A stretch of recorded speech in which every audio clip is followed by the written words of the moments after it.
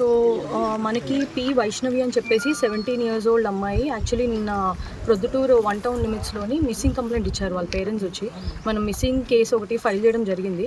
After that మన SI and entire batch అంతా కలిపి ఇక్కడ మనకి ఉన్నారు అని తెలిసి ఇక్కడంతా వచ్చి గాలించాము, గండికోట ఏరియా అంతా.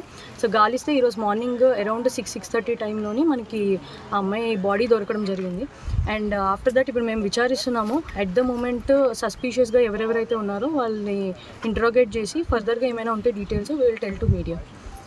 నేను ఇప్పుడు ఎవరైతే డెడ్ బాడీ దొరికిందో అమ్మాయి వాళ్ళ అన్నను, అంటే మా బాబాయ్ కూతురే అమ్మాయి. సో యాక్చువల్గా ఏంటంటే మా తమ్ముడు ఉన్నాడు, వాడు అమ్మాయి యాక్చువల్గా మా సొంతూరు వచ్చేది హనుమనగుత్తి గ్రామము.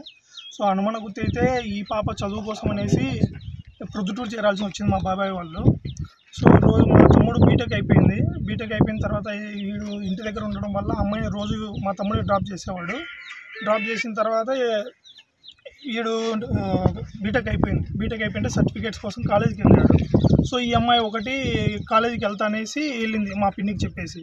సో మా పిన్ని ఏంటంటే మళ్ళీ మా పిన్ని డాక్రా తీసుకుంది. సో దానికోసం అనేసి ఊరికి వచ్చింది హనుమనగుత్తి గ్రామానికి వచ్చినప్పుడు నేను అక్కడే ఉన్నాను ఊర్లోనే.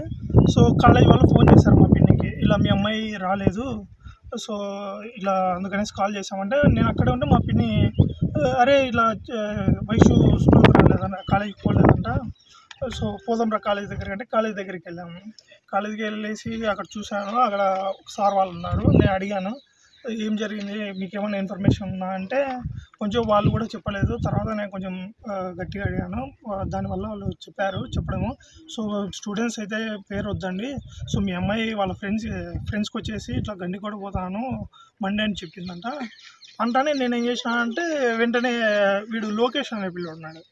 యాక్చువల్గా వాడు 1 year నుంచి మా చెల్లెల్ని ట్రాప్ చేస్తున్నాడు ఊర్లో. మెయిన్ రీజన్ కూడా ప్రొద్దుటూరు అది చేరడానికి అది కూడా కారణమే.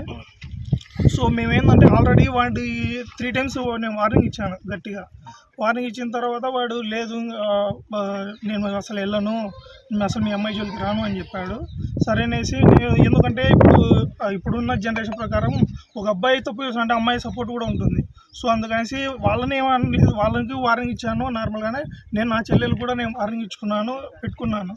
తర్వాత వాడు ఏం చేస్తున్నాడంటే ఇట్లా వార్నింగ్ ఇచ్చిన తర్వాత వాడు మళ్ళీ మొదలుపెట్టాడు మా చెల్లెలు మాకు తెలియకుండా. ఏమనంటే ఎలా చేస్తాడంటే నువ్వు నన్ను లవ్ చేయకుంటే నేను కోసుకుంటాను, తర్వాత బ్లాక్మెయిల్ చేసేవాడు. మీ పేరెంట్స్ మీ అన్న వాళ్ళందరూ జైలుకి వెళ్తారు అని అలా చెప్పేవాడు. మా పాప ఏంటంటే ఇంకా అలా భయపడేసి వాడు ఏం చెప్పినా వినేదనమాట. సో అలా ట్రాప్ చేశాడు. తర్వాత నేనేం చేశాను, కాలేజ్ దగ్గరికి వెళ్ళిన తర్వాత చెప్పారు ఇట్లా గండికోటకు పోయిందనేసి.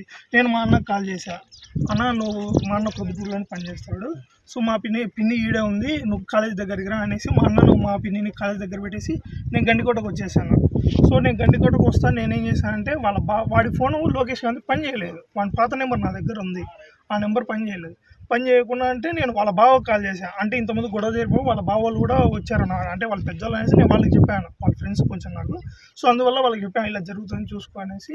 సో అందువల్ల నేను వాళ్ళకి కాల్ చేసి వీడు ఎత్తకుండా అంటే వాళ్ళ బావ ఏం చెప్పాడంటే కడపకు ఐటీ ఇది ఫీజు కట్టని వెళ్ళినాడు అంటే నేను వాడు యాక్చువల్గా 10th ఫెయిల్, అంటే నాకు తెలిసి లాస్ట్ ఇయర్ ఫెయిల్.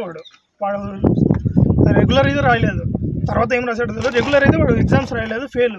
సో అందుకనేసి నేను వాడికి చెప్పాను, అరే వాడు 10th ఎగ్జామ్స్ రాయలేదు కదా, నువ్వు ఐటీ ఎలా చెప్తావు ఫీజు కట్టినంటే లేదు వాడు ఓపెన్ కట్టిన తర్వాత పాస్ అయ్యేసి ఐటీ ఫీజు కట్టని వెళ్ళున్నాడు అన్నాడు.